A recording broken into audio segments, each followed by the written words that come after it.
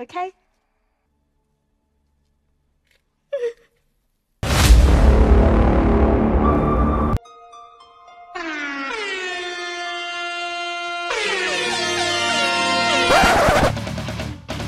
Dilanjutkan dari film The Descent, dari film pertamanya, kisahnya masih berlokasi di pegunungan Appalachia, Amerika Serikat. Untuk teman-teman, jika penasaran dengan part satunya, link cerita di deskripsi.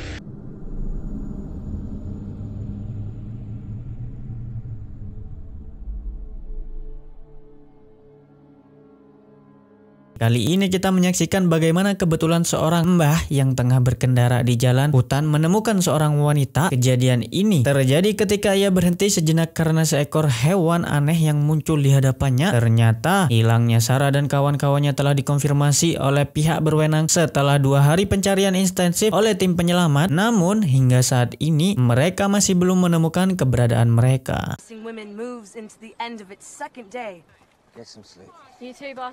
Beralih ke papak polisi yang bernama Vines atau akrab disapa Mamang Sheriff mendapatkan kabar dari salah satu anak buahnya bahwa Sarah, salah satu dari 6 petualangan goa yang hilang, berhasil ditemukan. Kini Mamang Sheriff memerintahkan anak buahnya untuk segera menuju lokasi kejadian dan menggunakan anjing pelacak untuk mencari petunjuk.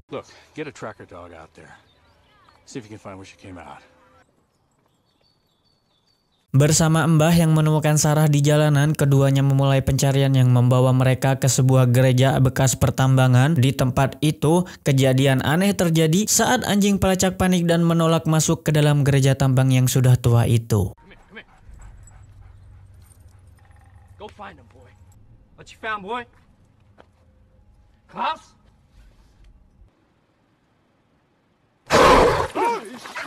Di sisi lain, Sarah yang sedang dirawat di rumah sakit tampaknya menghadapi kondisi yang tidak biasa. Mamang Sheriff disampingi oleh anak buahnya yang bernama Rios berusaha mendapatkan keterangan dari Sarah tentang keadaan teman-temannya yang lain. Namun Sarah terlihat mengalami trauma yang membuatnya kesulitan mengingat detail kejadian yang dialaminya di dalam gua itu.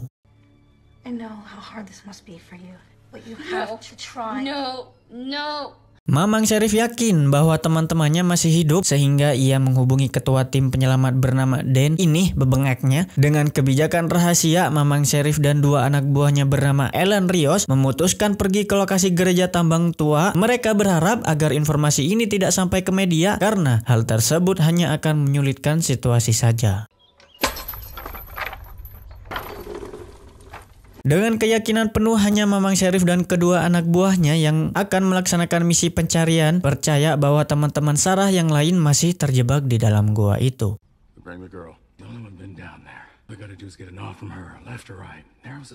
Bukan hanya tim penyelamat, Mamang Sheriff dan Rios juga berniat pergi ke lokasi sambil membawa Sarah sebagai saksi karena penemuan darah di tubuh dan pakaian yang diduga milik Juno dan teman-temannya membuat mereka khawatir bahwa Sarah mungkin terlibat dalam menghilangnya rekan-rekannya. Dengan singkat cerita, Mamang Sheriff dan tim penyelamat tiba di lokasi tambang tua. Keberuntungan membuat mbah yang menemukan Sarah merupakan warga lokal yang tinggal di sekitar hutan. Ia tahu betul bahwa tambang ini dulunya dibangun oleh perusahaan yang meyakini adanya emas di bawahnya.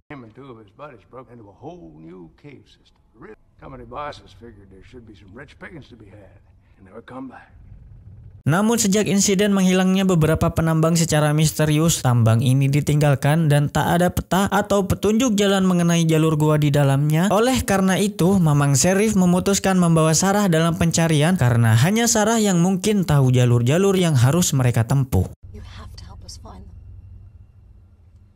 Dan celakanya setelah baru saja keluar, kita harus kembali masuk ke dalam gua terkutuk ini. Kita tahu bahwa di sana bersemayam makhluk mengerikan yang menjadi penyebab kematian teman-teman Sarah. Sekarang kita diharuskan untuk turun lagi dengan lift pertambangan yang akan diisi oleh 6 orang termasuk Sarah. Duh ya Allah, cari celaka ini betina satu. Buat apa harus keluar selamat dari gua ini di part 1-nya kalau jadinya balik maneh? Sia goblok anjing kah?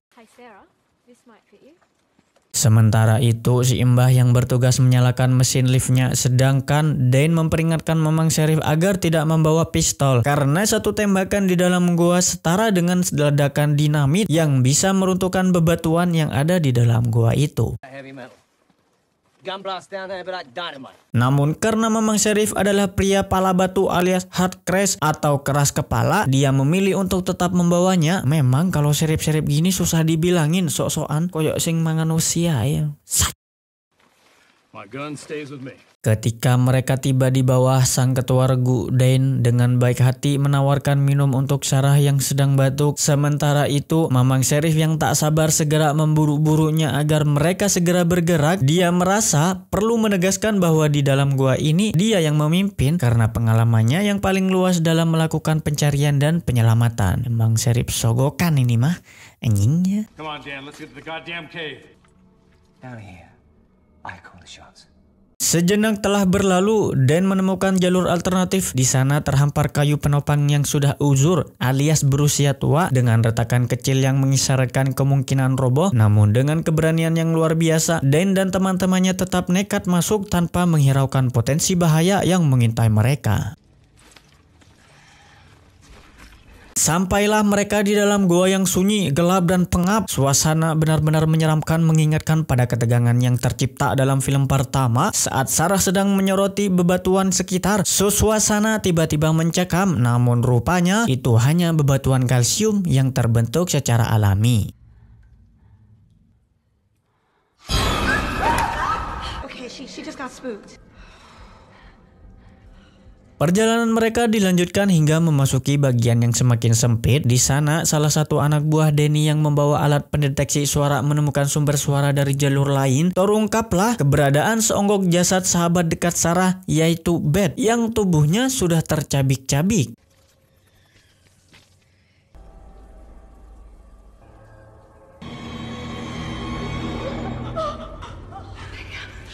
Muncul ketegangan saat Mamang Sheriff menuduh Sarah sebagai pelaku dan Greg, salah satu anak buah Dan, memberikan tanggapan provokatif. Pertanyaannya, mengapa Mamang Sheriff menduduh Sarah bersama mereka? Namun Dan berhasil memisahkan mereka berdua, mengembalikan situasi menjadi kondusif. Alangkah celakanya, Sarah merasa panik ketika ingatannya mulai kembali. Namun Rios mencoba menenangkannya dengan menjelaskan bahwa semuanya hanya halusinasi. Halusinasi bapak kau. What is it? I think there's something down here. Mind's playing tricks on you. Dengan demikian, mereka melanjutkan perjalanan memasuki lubang sempit menuju bagian terdalam dari dalam gua ini. Saat mereka merangkak, ingatan Sarah akhirnya pulih, menyadarkan mereka bahwa ada makhluk mengerikan menanti di dalam gua ini. Dengan keputusasaan, Sarah memberontak dan kabur sendirian. Mamang Sheriff memilih untuk segera menyusul, sementara yang lain memutuskan untuk tetap bersama.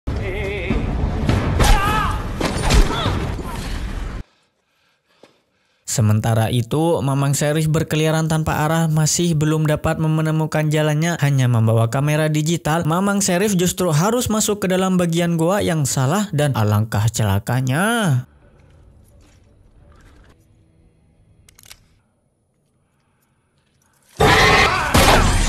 Mamang Sheriff dengan sengaja menembakkan pistolnya, menutup satu-satunya jalan keluar dan memaksa Cat terjebak di dalam tumpukan batu. Dan teman-teman harus mencari jalur alternatif untuk mengeluarkan Cat tanpa menimbulkan kerusakan lebih lanjut. Sementara mencari jalur lain menuju si ketua Dan, mereka malah masuk ke lokasi yang dipenuhi tulang belulang hewan.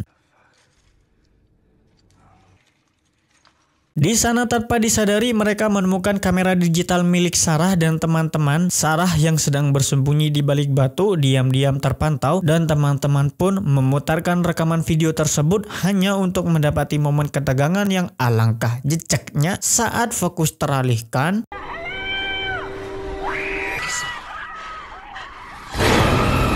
Mereka bertiga melarikan diri dengan cepat, terpisah satu sama lain. Meskipun berhasil menyelamatkan Rios, Dan yang masih bingung dengan situasi ini terus berteriak sambil membawa kamera digitalnya. Sayangnya, Dan harus menjadi korban pertama, mendapatkan penghormatan yang lebih rendah dibanding yang lain. Sementara itu, Kate terus berteriak memanggil teman-temannya, menarik perhatian makhluk gua yang semakin mendekat. Akibatnya, Kate berhasil keluar dan membunuh salah satu makhluk berkat situasi terdesak yang dialaminya. Di tengah kebingungan, Kate bertemu dengan Greg menciptakan momen ketegangan. Mereka berdua tersesat di jalan buntu dan terpaksa harus memanjat dinding batu yang tiba-tiba makhluk itu mendekati. Pada detik-detik krusial ini, masalah selalu muncul, terutama ketika si Bagong, Mamang Sheriff, melakukan panggilan melalui walkie-talkie. Emang anjing ya, meninggalkan mereka terpaksa harus naik dengan terburu-buru. Untungnya, mereka berhasil selamat dengan menemukan jalur yang sebelumnya dilewati oleh Sarah dan teman-temannya. Di sana masih tergantung si Holly di atas tali. Kate melompat untuk menyeberang ke sisi lain, namun betapa terkejutnya. Ya, mereka berdua berhadapan dengan makhluk yang tiba-tiba muncul dan tanpa ragu ketika makhluk itu ikut melompat, Greg nekat menyelamatkannya dengan menjatuhkan dirinya bersama makhluk tersebut. Namun ketika Kate berhasil sampai ke sisi lain, alangkah celakanya.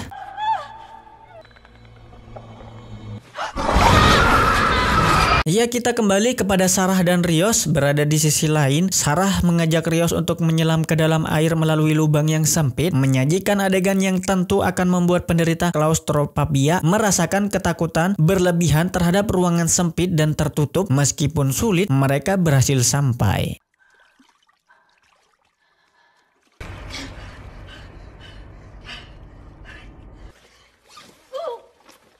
Di sisi lain, Rios membuka ponsel Nokia-nya untuk merekam pesan-pesan terakhir untuk anaknya yang masih kecil. Ia meminta maaf jika tidak dapat pulang atau selamat menghadapi kemungkinan harus mati di dalam gua ini. Momen sedih ini disaksikan langsung oleh Sarah yang juga pernah memiliki anak dan dapat merasakan kekhawatiran yang sedang dirasakan oleh Rios saat itu.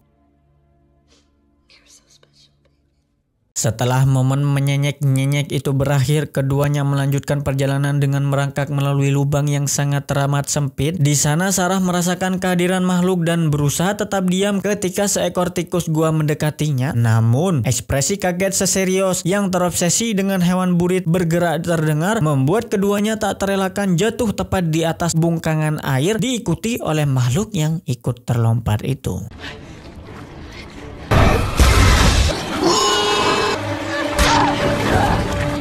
Selamat dari peristiwa sebelumnya, Sarah dan Rios melanjutkan perjalanan mereka. Sementara itu, secara kebetulan, Mamang Sheriff terkejut oleh kemunculan si Dan yang jatuh dari atas tanpa memperhatikannya. Tanpa menghiraukan kejadian tersebut, Mamang Sheriff melanjutkan pencariannya. Namun ketika sedang menyoroti area sekitarnya, alangkah terkejutnya.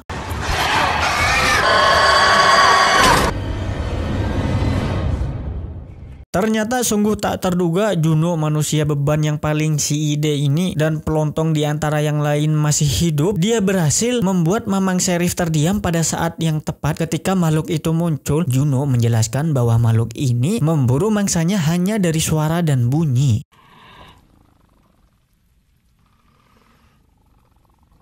Sarah dan Rios terus menyusuri gua dengan hati-hati. Sarah meminjam kamera digital yang dibawa oleh Rios sebagai pemandu perjalanan. Ketika sedang fokus dengan kamera, tiba-tiba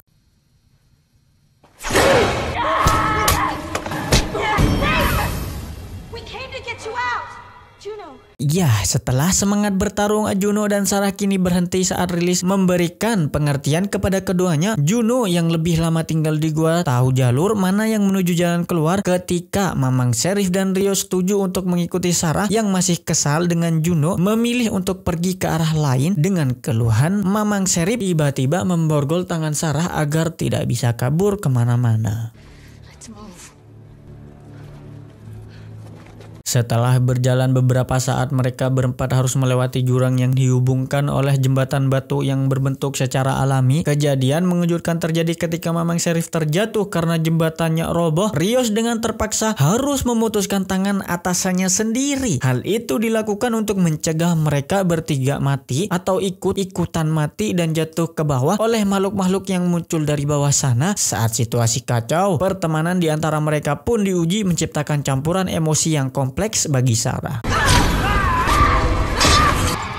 Hanya tersisa Sarah, Juno, dan Rios. Mereka bertiga terpaksa harus melalui sarang atau tempat makan para makhluk yang mirip Ya'juj Ma'juj ini. Jalan menuju keluar hanya tinggal sedikit lagi dengan permukaan tanah yang tepat berada di atas mereka. Terlihat dari makhluk yang sedang menyeret seekor rusa dari lubang bercahaya. Namun saat mereka berjalan perlahan, Greg yang sedang sekarat tiba-tiba memegangi kaki Juno, membuat mereka terkejut. Dengan sangat terpaksa ketiganya harus bertarung melawan Ya'juj dan Ma'juj ini yang jumlahnya cukup banyak. Tanpa diduga, ketiganya berhasil membunuh makhluk-makhluk tersebut. Namun Juno harus menyerah dengan permintaan maaf dari Sarah atas kejadian di film pertama. Rios tiba-tiba memanggil Sarah untuk mengakhiri momen tersebut karena makhluk-makhluk kembali bermunculan dengan jumlah yang semakin banyak. Sarah rela mengorbankan dirinya demi Rios agar mereka bisa keluar dan bisa bertemu kembali dengan anaknya. Dia membuka ponsel untuk meminta bantuan kepada kantor pusat. Namun ketika dia sedang mengetik pesan, alangkah terkejutnya.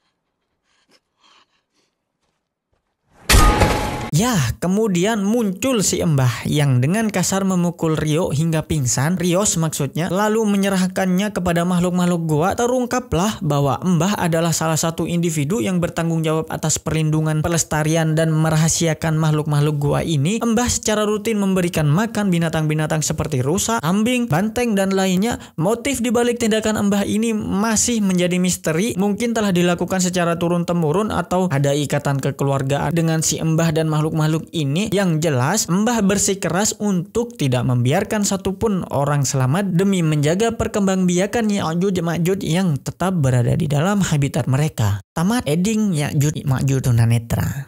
Kisah film ini membuat saya dan pastinya semua teman-teman merasa kebablakan alias kebingungan ya. Kenapa manusia yang sudah tua bisa atau memiliki keinginan untuk memelihara satwa tunanetra ini. Apalagi jelek, gak pernah mandi, bau, dan suka makan daging mentah lagi, ganas lagi, ngawur lagi. Halah, sia goblok anjing. Mungkin apakah si Mbah ini memiliki fetis kepada makhluk itu, entahlah. Yang penting kalian terhibur dengan film lanjutan dari The Descent 1 ini. Jika teman-teman ingin menonton yang part pertamanya, bisa langsung ke kolom deskripsi. Di situ tinggal klik tanpa sulit lagi mencarinya. Saya selaku duta tambang emas bersama si Mbah Natur Nuhun. Oke guys, terima kasih. Maaf guys untuk video ini kurang maksimal atau gimana. Kalau ada suara saya mohon maaf sebesar-besarnya jika ada kesalahan dalam video ini ya. Semoga kalian sehat-sehat selalu dan keluarga kalian. Assalamualaikum.